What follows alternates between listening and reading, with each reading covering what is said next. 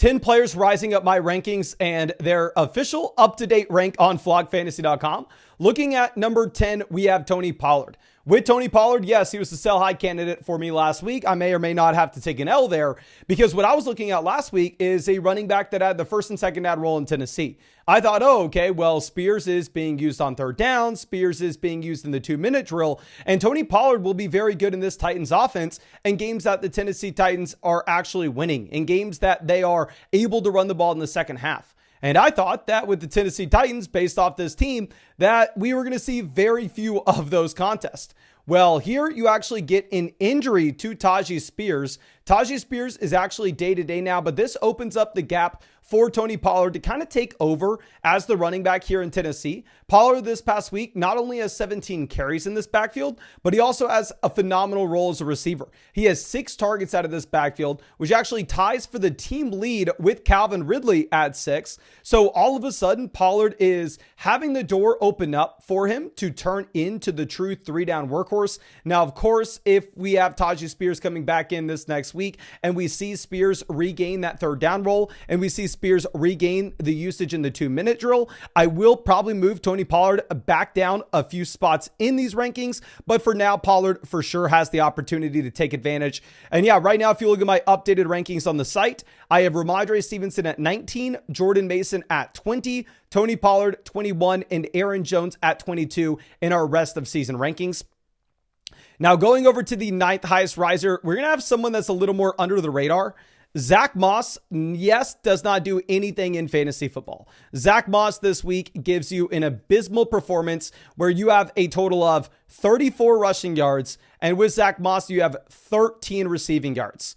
It's horrible. If you put him in your starting lineup, you are very disappointed. But looking at the underlying usage, Zach Moss continues to separate himself from Chase Brown.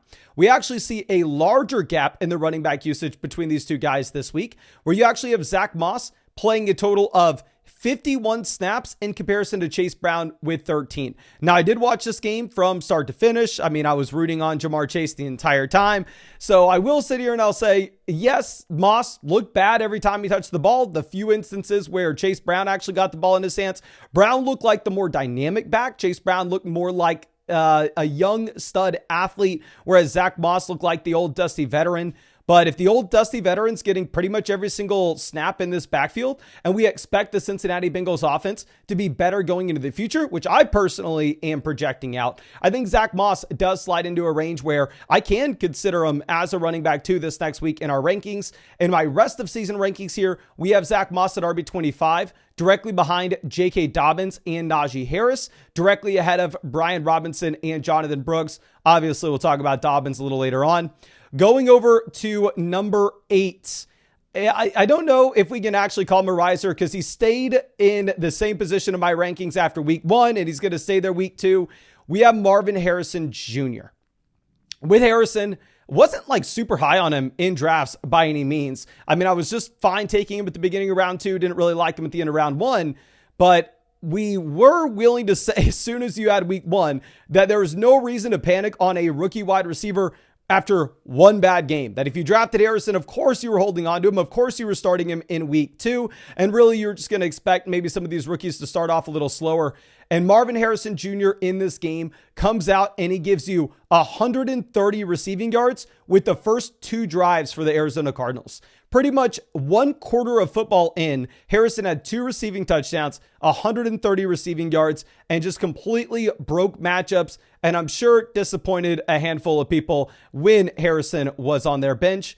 But nonetheless, going into the future, I think Harrison really does just remain as that low-end wide receiver 1 in fantasy for me. Like I said, I didn't really move him down our rankings after week 1. I'm not really going to move him up our rankings after week 2. I just think that probably the community is going to calm down a bit and understand not to panic. He is wide receiver 10 for me, directly behind Garrett Wilson and Deebo Samuel, and directly ahead of Rashee Rice and Brandon Ayuk. Now, going over to Chris Godwin. Chris Godwin is a wide receiver that had to jump, I think, 7 spots in our rankings. And the thing with Godwin is just you are continuing to see the usage in the slot. And we have seen time and time again that in the slot, Chris Godwin is a more effective receiver than on the outside. Dave Canales last year as the offensive coordinator in Tampa. Decided to use Godwin a ton on the boundary. Godwin had the worst year pretty much of his NFL career since 2017. But now back-to-back games in the slot, and you have Godwin averaging 23.5 points per game, 82% of routes, 33% of this team's targets, and 38% of this team's air yards. Everything is being funneled just through Mike Evans and Chris Godwin. You look at this past week, you had 8 targets for Godwin, 6 targets for Evans out of a potential 19 pass attempts for Baker Mayfield. That means every other Tampa Bay Buccaneer outside of Chris Godwin and Mike Evans only had 5 targets in this offense. So the targets are extremely concentrated. Godwin's right back to where you want him to be. Baker continues to look pretty damn good. So I moved Godwin up to wide receiver 26, which I know sounds like, oh, Mason, you're too low on him. And very easily I could be. If you look at the expert rankings on the site, which are an accumulation of not only my rankings, but the guys over at Fantasy Stock Exchange, Fantasy Land, Fantasy Domain. If you look at those experts, he actually has an average rank of 44. And in my rankings, he's at 53 overall. So Godwin very easily could continue to move up. I would like to see another week from this offense. Now, one thing I'm very excited to see is the drop with all the specials Underdog has this week, where if you are an Underdog user, you're going to get a CD Lamb special pick'em more than less than half a total yard. You're going to get profit boost tokens, the no sweat token, so much that they are dropping. Make sure you're taking advantage of the promos every day. And on top of that, if you were new to Underdog Fantasy and use promo code FLOCK, you are going to get an additional Aaron Rodgers free pick, more than less than half a total yard for the Thursday night game. Code FLOCK will also get you a 50% deposit bonus up to $1,000. And Code FLOCK will give you a free team review in a live stream that we host every single night through flockfantasy.com. So make sure you take advantage of that. You can find that link in the description and the comment section. Now, going over to our next player, going to be another receiver that I actually traded away in the Flock League. And I don't want to cry too much because the Ramondre Stevenson season's kind of saving the deal.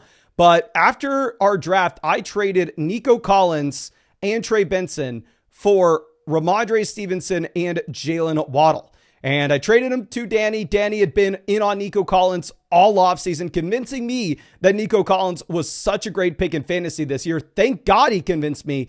Because yes, Collins has established himself as the true alpha wide receiver in Houston. It doesn't look close between Collins, Diggs, and Dell. This is now back-to-back weeks where Nico Collins is at the very top of this team it's just overall receiving volume. This week he has 10 targets in comparison to Stephon Diggs at 6, in comparison to Tank Dell with 4. I mean, Tank Dell had negative receiving yards in a week where Nico Collins had 135. Now, one thing that's very interesting to look at with Collins is he has been absolutely crushing it, being the wide receiver 2 in fantasy currently, even without CJ Stroud, giving you 300 passing yard games, giving you 400 passing yards game, which I think is in the range of outcomes for CJ Stroud to have going forward into the future. So if we see the passing volume rise here in Houston, Nico Collins can continue to crush in this way, even if Tank Dell and even if Stephon Diggs see a little more work, because I think CJ Stroud isn't close to his ceiling in terms of total passing yards per game, in terms of total passing touchdowns in a season. I moved Nico Collins up to wide receiver 7 in my rankings. Previously, I had him as a mid-round 2 pick. That's where I took him in the Flock League. But now I think Nico Collins is my 12th favorite player in fantasy. I have him ranked directly behind Tyreek Hill and A.J. Brown. And I have him ranked directly ahead of Garrett Wilson and Deebo Samuel. Now, going over to a running back that the other guy in FSC, Corey, was in on, J.K. Dobbins continues to be a riser here. Now, of course, I will say a couple different things.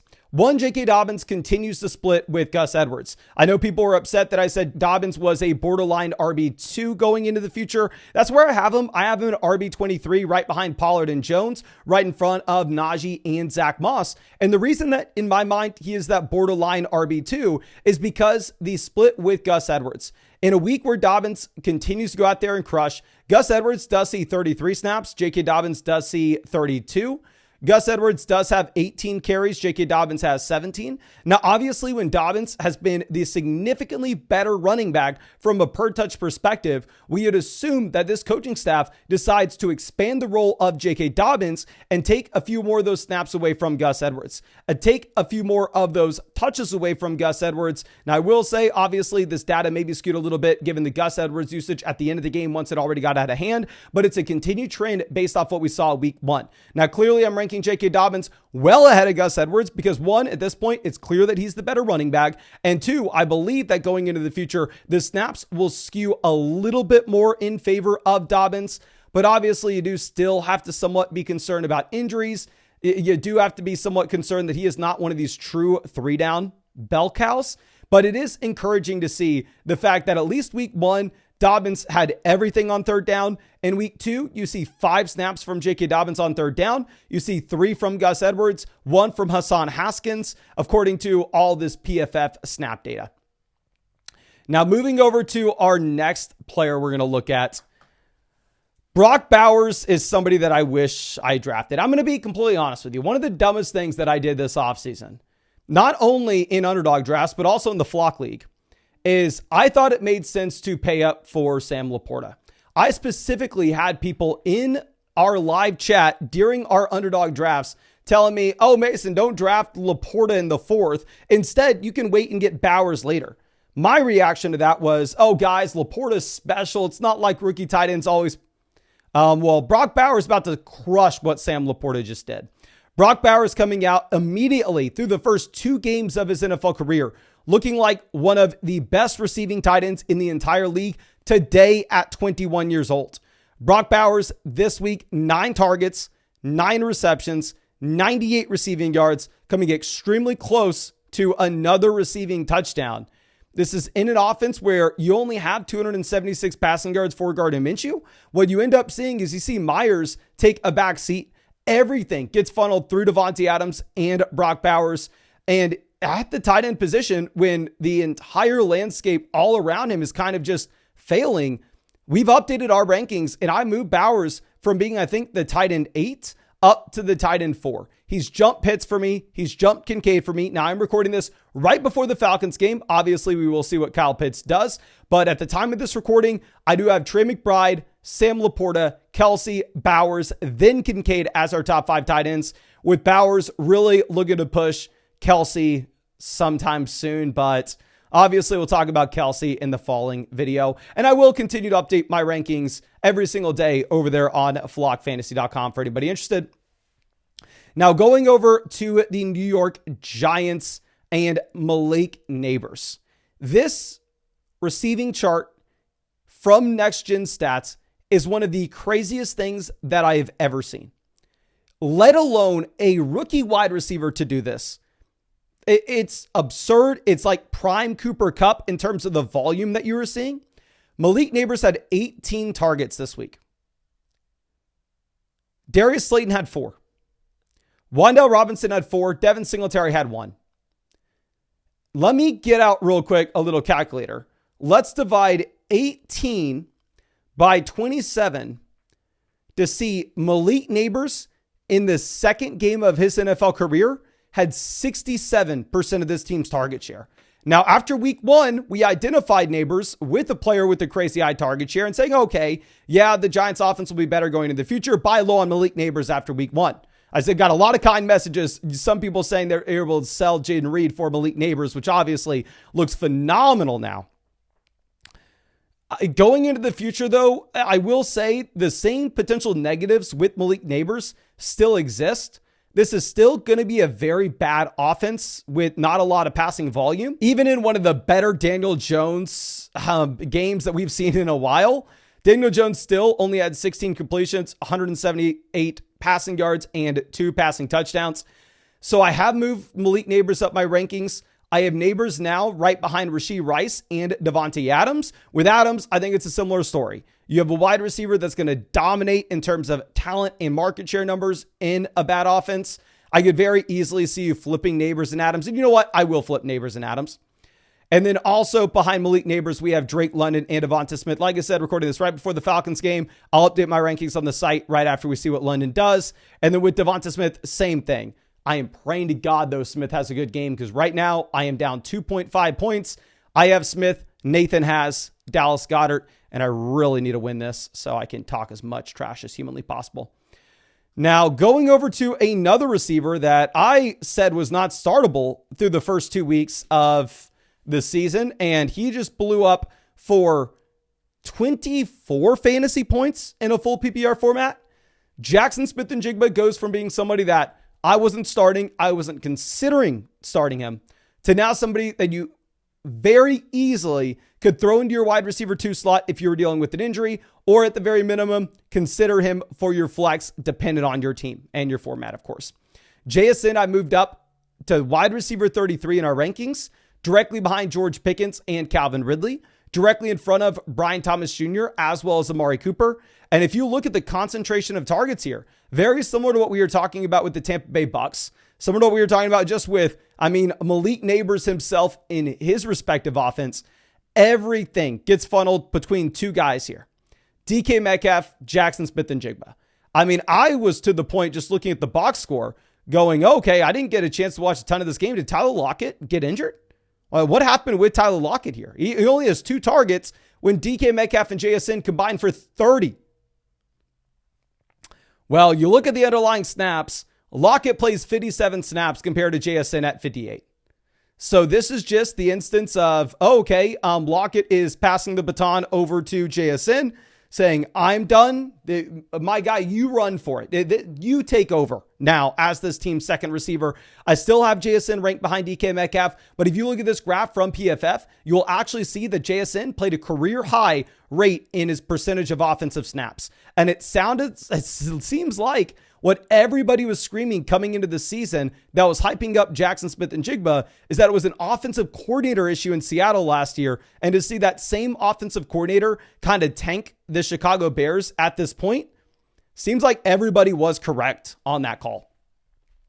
Now, a call I was not correct on is I had Alvin Kamara ranked not only as a running back 2 last week, I had Alvin Kamara ranked as a running back 2 in our rest of season rankings. It's embarrassing. I'm sorry. The Saints offense looks so damn good. Change in offensive coordinator all of a sudden has opened up everything. Way more play action, back-to-back games with 40 plus points. This time against a good Dallas Cowboys defense. Going into this week, we are looking at sportsbooks. Sportsbooks weren't giving the Saints any credit. They went out and I believe they put a 7-point spread on the New Orleans Saints and Dallas Cowboys game. Going into this week, it looks like the Saints are getting some more credit, of course, where right now you have the New Orleans Saints only as 2.5-point dogs going up against the Philadelphia Eagles.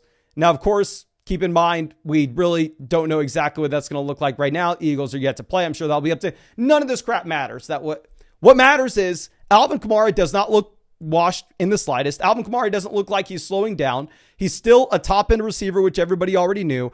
And at the same time, not only does he have the receiving role, but he has an offense that's going to score dramatically more points than we initially thought coming into the season. So in a full PPR format, if you operate under the assumption that the Saints are now a good offense, Kamara is not slowing down, and we already knew of the receiving role, I don't see how Alvin Kamara is not a running back 1. I moved up Alvin Kamara like 10 running back slots in our rankings. I moved him up to being worth the equivalent of a second-round pick here. I have him at 16 overall in my rankings now. I have him at RB7. I have him directly behind Devon Achane and Jonathan Taylor. And I have him directly ahead of Kyron Williams and Joe Mixon. Mixon, we are waiting for more news regarding his injury. He could fall a little bit further. But yeah, I'm very sorry if I steered you away from... I don't know. Ranking Kamara as a top 10 running back. It's embarrassing that I did not do it right away. And yes, here's me giving Kamara his flowers. Good offense, good receiving role, and looks like still a very talented back. But I think that's all I have for it. Of course, if you enjoyed this video, hit that like, subscribe to the channel if you play fantasy football. And if you want to check out any of those pick'ems for Thursday night, if you use code FLOCK, you're going to get a CeeDee Lamb special pick'em, more than less than half a total yard. You're going to be getting a profit boost and an Aaron Rodgers special pick'em, more than less than half a total yard on top of that for Thursday night. Plus code FLOCK, you'll get a 50% deposit bonus up to $1,000. You will get a free team review from yours truly in one of those live streams through flockfantasy.com. And all you got to do is click that link in the description, click that link in the comment section. You can find it there. But thank you again. Really do appreciate you. Really hope you have a great day, and really hope I get to see you out with the live stream later tonight.